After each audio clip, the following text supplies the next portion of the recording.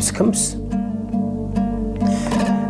Жауап көп. Біреуі әлімсақта мұсылманбыз дейді, біреуі қазақпыз дейді, мен едім дейді. Ал сайып келгенде біз кімбіз? 0-0-міз. Біз ешкім емеспіз. Абай айтады, адам бір боқ көтерген боқтың қабы. Одан артық қалай айтуға болады? Рас, бізді де Алла тағала жаратты. Тіршілік кешеміз. Жер бетіндегі өзімізше бір қожайын сезініп кетеміз кейде. Бірақ ең әлсіз жаратылыс екенбіз. Күн суыса, біз шыдамаймыз.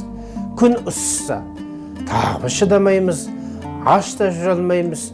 Шөлден қаталаймыз, тіпті ұйқыға да әлсізбіз. Сонда сайып келгенде біз шында да әлсіз пендеміз. Өткенде бір көп қабатты үйден